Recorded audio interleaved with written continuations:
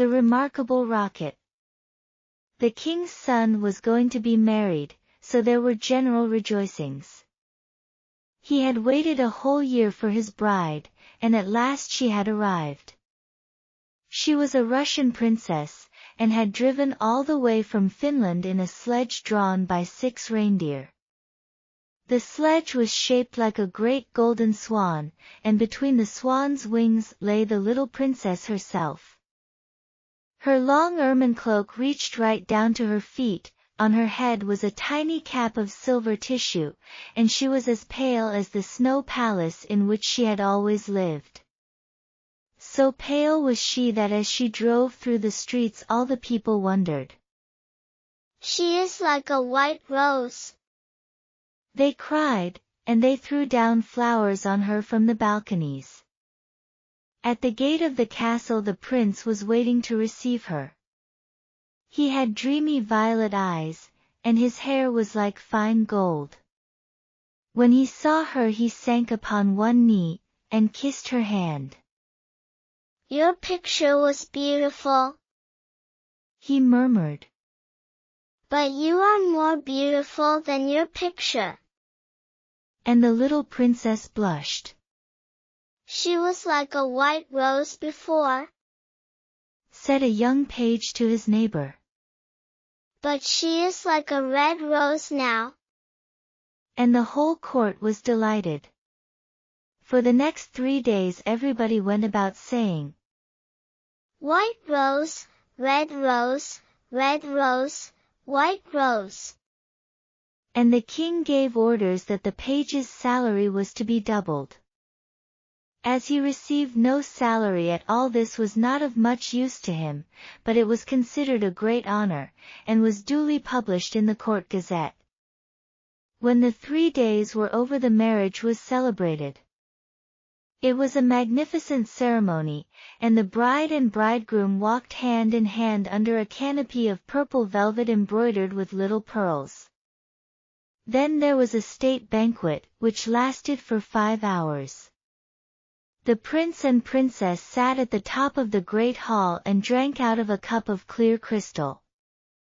Only true lovers could drink out of this cup, for if false lips touched it, it grew gray and dull and cloudy.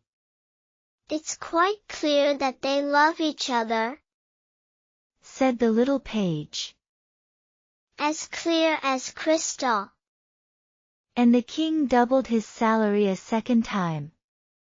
"What an honor!" cried all the courtiers. After the banquet there was to be a ball. The bride and bridegroom were to dance the rose dance together, and the king had promised to play the flute. He played very badly, but no one had ever dared to tell him so, because he was the king. Indeed, he knew only 2 airs, and was never quite certain which one he was playing.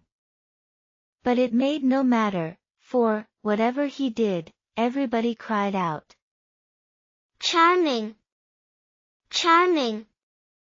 The last item on the program was a grand display of fireworks, to be let off exactly at midnight. The little princess had never seen a firework in her life, so the king had given orders that the royal pyrotechnist should be in attendance on the day of her marriage. "What are fireworks like?" she had asked the prince, one morning, as she was walking on the terrace. "They are like the aurora borealis," said the king, who always answered questions that were addressed to other people. "Only much more natural.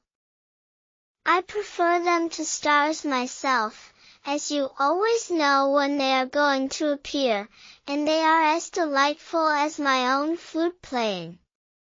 You must certainly see them." So at the end of the king's garden a great stand had been set up, and as soon as the royal pyrotechnist had put everything in its proper place, the fireworks began to talk to each other.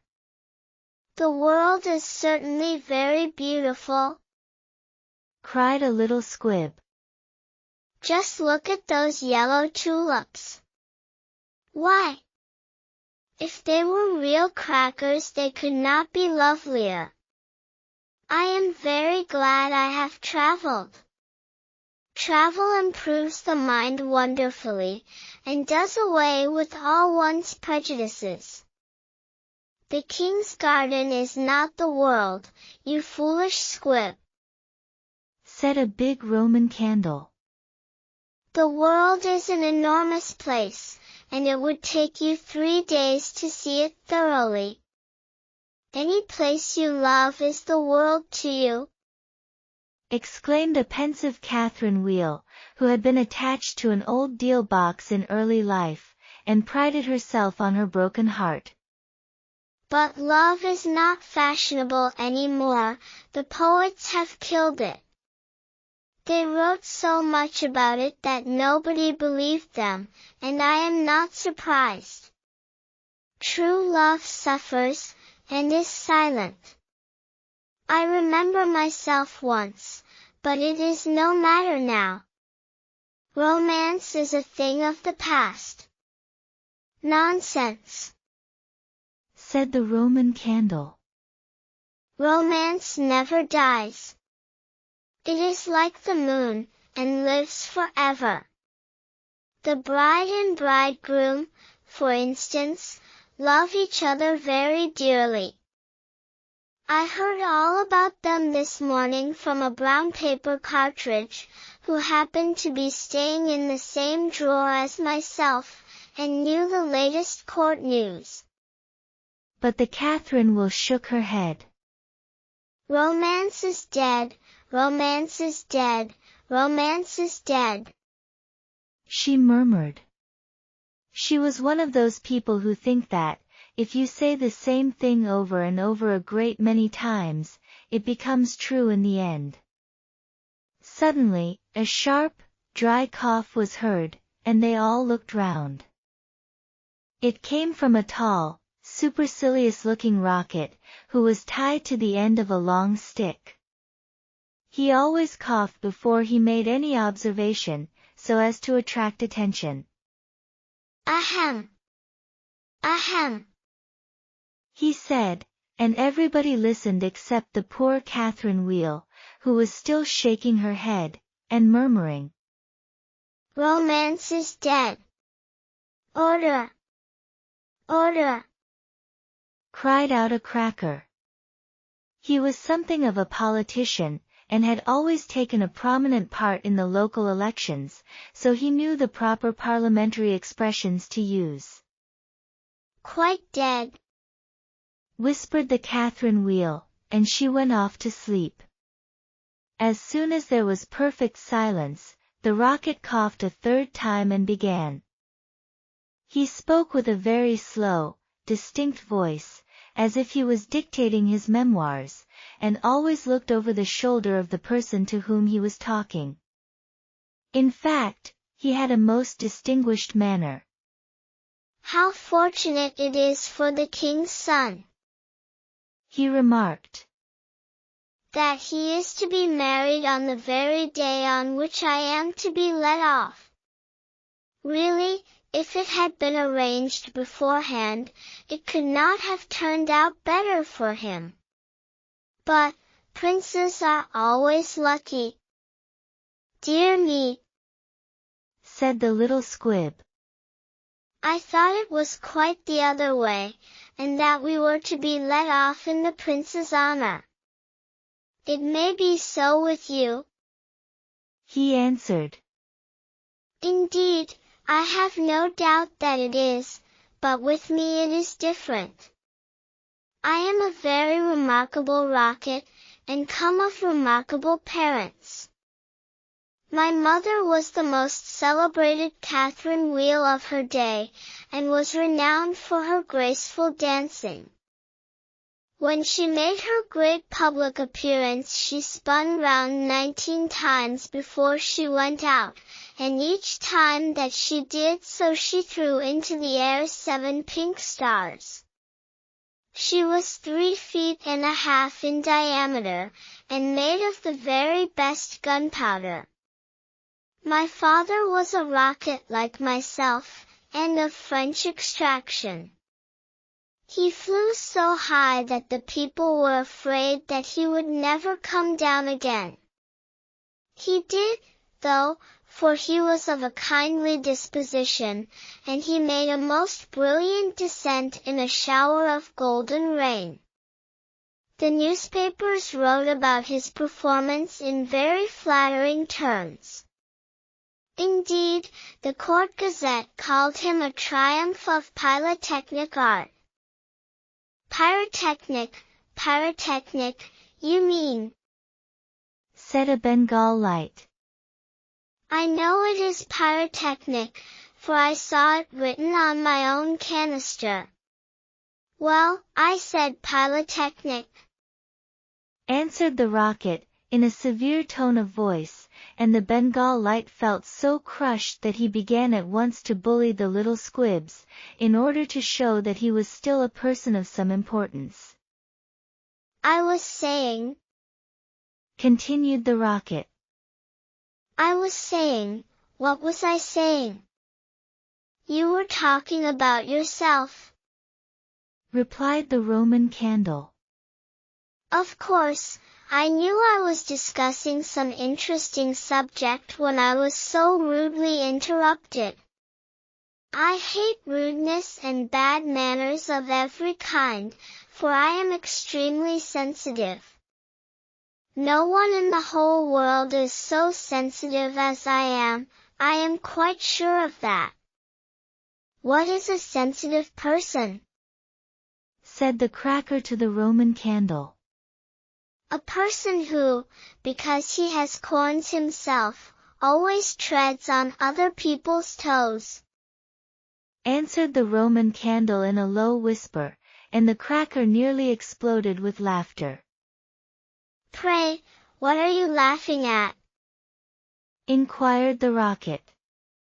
I am not laughing. I am laughing because I am happy, replied the Cracker. That is a very selfish reason, said the Rocket angrily. What right have you to be happy? You should be thinking about others. In fact, you should be thinking about me. I am always thinking about myself, and I expect everybody else to do the same. That is what is called sympathy.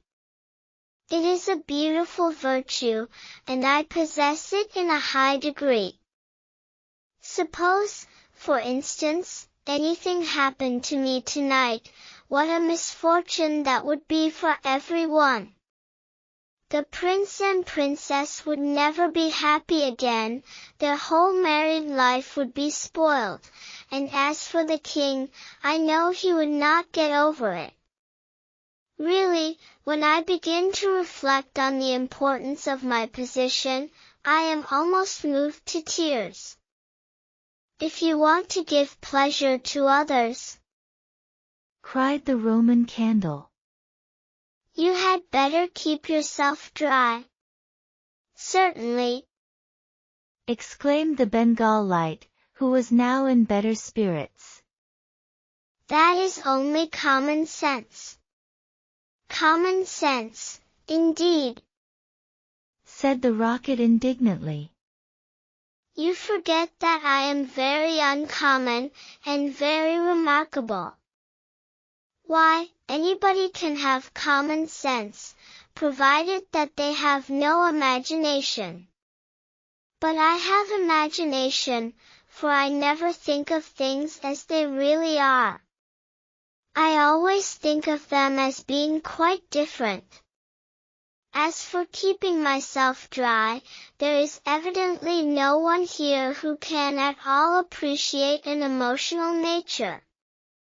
Fortunately for myself, I don't care. The only thing that sustains one through life is the consciousness of the immense inferiority of everybody else, and this is a feeling that I have always cultivated. But none of you have any hearts. Here you are laughing and making merry just as if the prince and princess had not just been married. Well, really, exclaimed a small fire balloon. Why not? It is a most joyful occasion, and when I soar up into the air I intend to tell the stars all about it. You will see them twinkle when I talk to them about the pretty bride. Ah! What a trivial view of life, said the rocket. But it is only what I expected. There is nothing in you, you are hollow and empty. Why, perhaps the prince and princess may go to live in a country where there is a deep river, and perhaps they may have one only son, a little fair-haired boy with violet eyes like the prince himself. And perhaps some day he may go out to walk with his nurse, and perhaps the nurse may go to sleep under a great elder tree. And perhaps the little boy may fall into the deep river and be drowned. What a terrible misfortune! Poor people, to lose their only son. It is really too dreadful. I shall never get over it. But they have not lost their only son, said the Roman candle. No misfortune has happened to them at all. I never said that they had, replied the rocket. I said that they might. If they had lost their only son, there would be no use in saying anything more about the matter. I hate people who cry over spilt milk. But when I think that they might lose their only son, I certainly am very much affected. You certainly are, cried the Bengal light. In fact, you are the most affected person I ever met. You are the rudest person I ever met, said the rocket. And you cannot understand my friendship for the prince. Why, you don't even know him, growled the Roman candle. I never said I knew him, answered the rocket. I dare say that if I knew him I should not be his friend at all. It is a very dangerous thing to know one's friends. You had really better keep yourself dry, said the fire balloon. That is the important thing. Very important for you, I have no doubt, answered the rocket. But I shall weep if I choose. And he actually burst into real tears, which flowed down his stick like raindrops, and nearly drowned two little beetles, who were just thinking of setting up house together, and were looking for a nice dry spot to live in. He must have a truly romantic nature, said the Catherine Wheel. For he weeps when there is nothing at all to weep about. And she heaved a deep sigh, and thought about the deal box. But the Roman candle and the Bengal light were quite indignant, and kept saying, Humbug! Humbug! at the top of their voices. They were extremely practical, and whenever they objected to anything they called it humbug. Then the moon rose like a wonderful silver shield, and the stars began to shine, and a sound of music came from the palace. The prince and princess were leading the dance. They danced so beautifully that the tall white lilies peeped in at the window and watched them, and the great red poppies nodded their heads and beat time. Then 10 o'clock struck, and then 11, and then 12, and at the last stroke of midnight everyone came out on the terrace, and the king sent for the royal pyrotechnist. Let the fireworks begin, said the king, and the royal pyrotechnist made a low bow, and marched down to the end of the garden. He had 6 attendants with him, each of whom carried a lighted torch at the end of a long pole. It was certainly a magnificent display. Whiz! Whiz! Went the Catherine wheel, as she spun round and round. Boom! Boom! Went the Roman candle. Then the squibs danced all over the place, and the Bengal lights made everything look scarlet. Goodbye! Cried the fire balloon, as he soared away, dropping tiny blue sparks. Bang! Bang!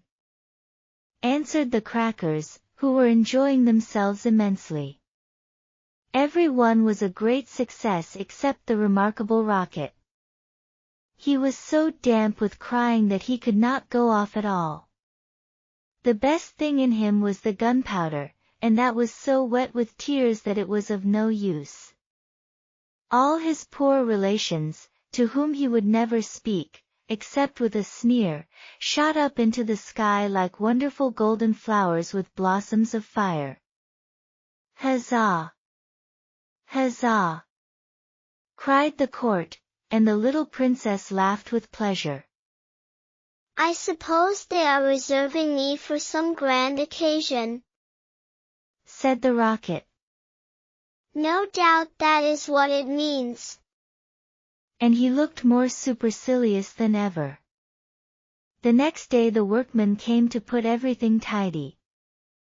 This is evidently a deputation, said the Rocket. I will receive them with becoming dignity. So he put his nose in the air, and began to frown severely as if he were thinking about some very important subject. But they took no notice of him at all till they were just going away. Then one of them caught sight of him. Hello! He cried. What a bad rocket! And he threw him over the wall into the ditch. Bad rocket? Bad rocket? He said, as he whirled through the air. Impossible! Grand rocket, that is what the man said. Bad and grand sound very much the same, indeed they often are the same. And he fell into the mud. It is not comfortable here, he remarked.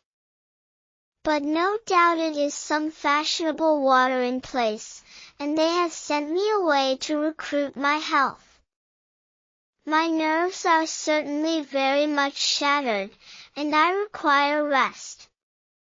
Then a little frog, with bright jeweled eyes, and a green mottled coat, swam up to him. A new arrival, I see, said the frog. Well, after all there is nothing like mud. Give me rainy weather and a ditch, and I am quite happy. Do you think it will be a wet afternoon? I am sure I hope so, but the sky is quite blue and cloudless. What a pity! Ahem! Ahem! said the Rocket, and he began to cough. What a delightful voice you have! cried the frog. Really it is quite like a croak, and croaking is of course the most musical sound in the world. You will hear our glee club this evening. We sit in the old duck pond close by the farmer's house, and as soon as the moon rises we begin. It is so entrancing that everybody lies awake to listen to us. In fact, it was only yesterday that I heard the farmer's wife say to her mother that she could not get a wink of sleep at night on account of us. It is most gratifying to find oneself so popular. Ahem! Ahem! said the Rocket angrily. He was very much annoyed that he could not get a word in. A delightful voice, certainly, continued the frog. I hope you will come over to the duck pond. I am off to look for my daughters. I have 6 beautiful daughters, and I am so afraid the pike may meet them. He is a perfect monster, and would have no hesitation in breakfasting off them. Well, goodbye. I have enjoyed our conversation very much, I assure you. Conversation, indeed, said the Rocket. You have talked the whole time yourself. That is not conversation. Somebody must listen, answered the Frog. And I like to do all the talking myself. It saves time, and prevents arguments. But I like arguments, said the Rocket. I hope not, said the Frog complacently. Arguments are extremely vulgar, for everybody in good society holds exactly the same opinions. Goodbye a second time. I see my daughters in the distance. And the little Frog swam away. You are a very irritating person, said the Rocket. And very ill-bred. I hate people who talk about themselves, as you do, when one wants to talk about oneself, as I do. It is what I call selfishness, and selfishness is a most detestable thing, especially to anyone of my temperament, for I am well known for my sympathetic nature. In fact, you should take example by me. You could not possibly have a better model. Now that you have the chance, you had better avail yourself of it, for I am going back to court almost immediately. I am a great favorite at court. In fact, the prince and princess were married yesterday in my honor. Of course you know nothing of these matters, for you are a provincial. There is no good talking to him, said a dragonfly, who was sitting on the top of a large brown bulrush. No good at all, for he has gone away. Well, that is his loss, not mine, answered the Rocket. I am not going to stop talking to him merely because he pays no attention. I like hearing myself talk. It is one of my greatest pleasures. I often have long conversations all by myself, and I am so clever that sometimes I don't understand a single word of what I am saying. Then you should certainly lecture on philosophy, said the dragonfly, and he spread a pair of lovely gauze wings and soared away into the sky. How very silly of him not to stay here, said the Rocket. I am sure that he has not often got such a chance of improving his mind. However, I don't care a bit. Genius like mine is sure to be appreciated some day. And he sank down a little deeper into the mud. After some time a large white duck swam up to him. She had yellow legs, and webbed feet, and was considered a great beauty on account of her waddle. Quack, quack, quack, she said. What a curious shape you are. May I ask, were you born like that, or is it the result of an accident? It is quite evident that you have always lived in the country, answered the Rocket. Otherwise you would know who I am. However, I excuse your ignorance. It would be unfair to expect other people to be as remarkable as oneself. You will no doubt be surprised to hear that I can fly up into the sky, and come down in a shower of golden rain. I don't think much of that, said the duck, as I cannot see what use it is to anyone. Now, if you could plow the fields like the ox, or draw a cart like the horse, or look after the sheep like the collie dog, that would be something. My good creature, cried the rocket in a very haughty tone of voice. I see that you belong to the lower orders. A person of my position is never useful. We have certain accomplishments, and that is more than sufficient. I have no sympathy myself with industry of any kind, least of all with such industries as you seem to recommend. Indeed, I have always been of opinion that hard work is simply the refuge of people who have nothing whatever to do. Well, well, said the duck, who was of a very peaceable disposition, and never quarrelled with anyone. Everybody has different tastes. I hope, at any rate, that you are going to take up your residence here. Oh, dear no, cried the rocket. I am merely a visitor, a distinguished visitor. The fact is that I find this place rather tedious. There is neither society here, nor solitude. In fact, it is essentially suburban. I shall probably go back to court, for I know that I am destined to make a sensation in the world. I had thoughts of entering public life once myself, remarked the duck. There are so many things that need reforming. Indeed, I took the chair at a meeting some time ago, and we passed resolutions condemning everything that we did not like. However, they did not seem to have much effect. Now I go in for domesticity, and look after my family. I am made for public life, said the rocket. And so are all my relations, even the humblest of them. Whenever we appear we excite great attention.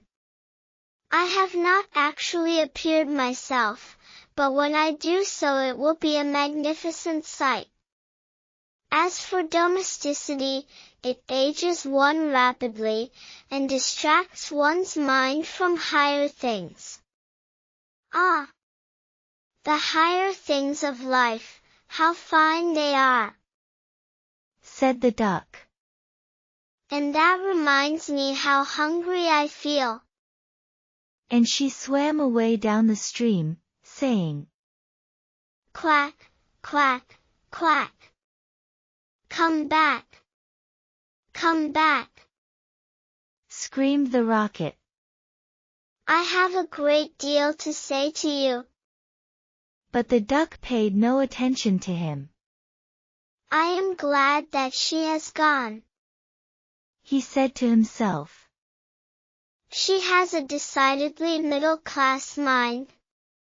And he sank a little deeper still into the mud, and began to think about the loneliness of genius, when suddenly two little boys in white smocks came running down the bank, with a kettle and some faggots. This must be the deputation, said the rocket, and he tried to look very dignified. Hello! cried one of the boys. Look at this old stick. I wonder how it came here. And he picked the rocket out of the ditch. Old stick, said the rocket. Impossible. Gold stick, that is what he said. Gold stick is very complimentary. In fact, he mistakes me for one of the court dignitaries. Let us put it into the fire, said the other boy. It will help to boil the kettle. So they piled the faggots together, and put the rocket on top, and lit the fire. "This is magnificent!" cried the rocket.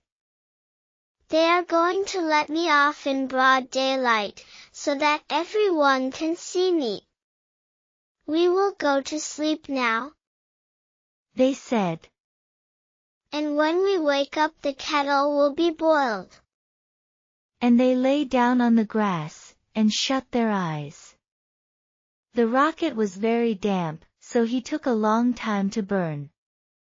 At last, however, the fire caught him.